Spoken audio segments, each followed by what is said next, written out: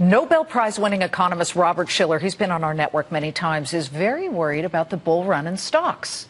And his fears made huge headlines this morning.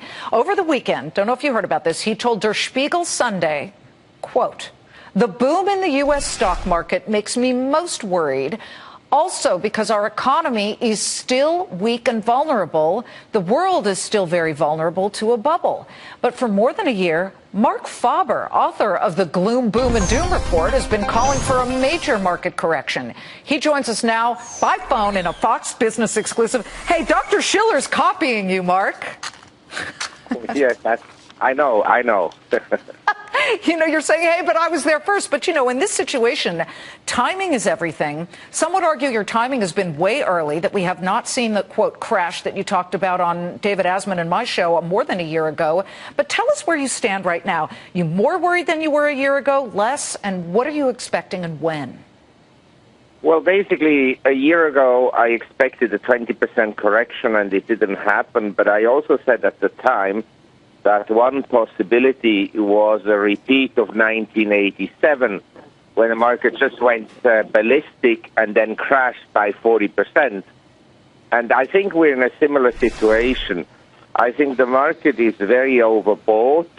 The earnings momentum is slowing down. Many stocks are no longer moving up, but are turning down, and sometimes quite violently. And the number of new highs in the market is shrinking. So I think the market is in a difficult position, especially compared to other markets around the world that are far cheaper.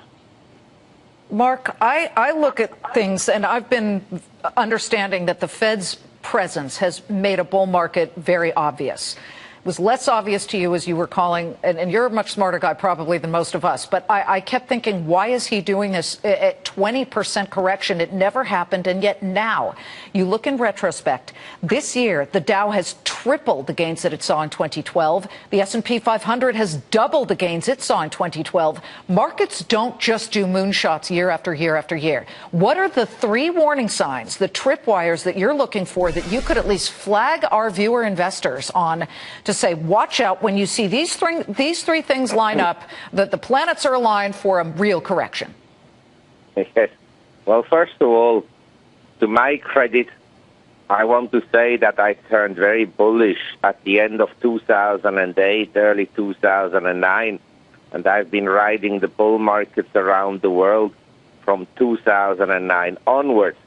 Now we are getting, next March will be the 5th anniversary of the bull market.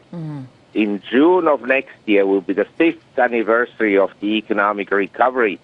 This is by any standard way above the average bull market that we had, above the average economic expansion that we had. And the valuations are stretched and the market is overbought. So I think that the likelihood of a major correction as the market goes up increases. And I just want to warn your listeners, it's not a good time to buy stocks. Maybe you make another 5%, maybe another 10%. But the big move, the market from the lows in March 2009 is up almost 3 times. Almost 3 times. Right. So it's what not are a good time to buy. What give people warning signals, flashing? You know, we like to say flashing yellow lights to say, watch out. Are there 2 or 3 things that you say when you start to see this or the VIX? I would say there are so many warning signals. It's hard to believe.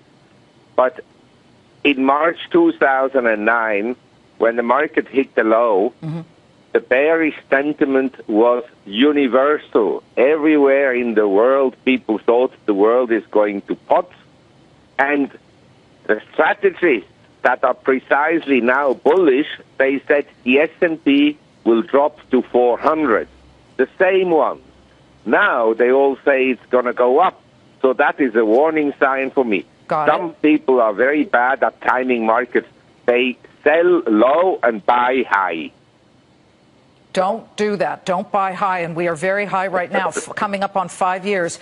What are the 3 go-to assets, in your opinion, Mark, where people would at least protect value in their portfolios around this time?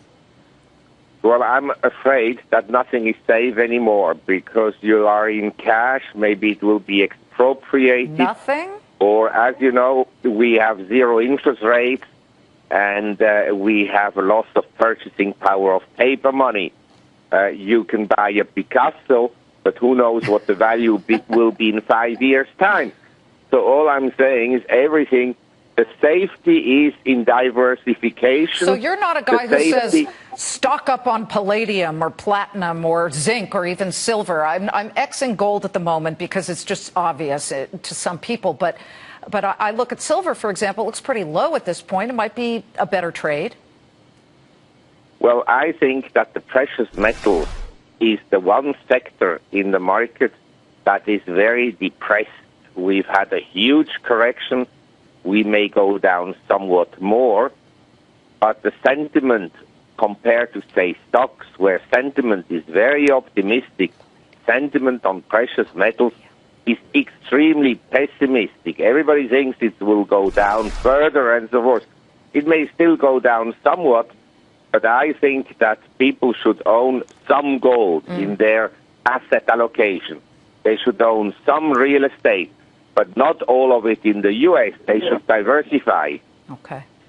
Marc, it's good to talk to you always. Love your opinions, definitely, even if the timing's off. But, hey, you have been right on certain calls, so thank you so much Well, for maybe you joining. should buy some Bitcoins. I don't know.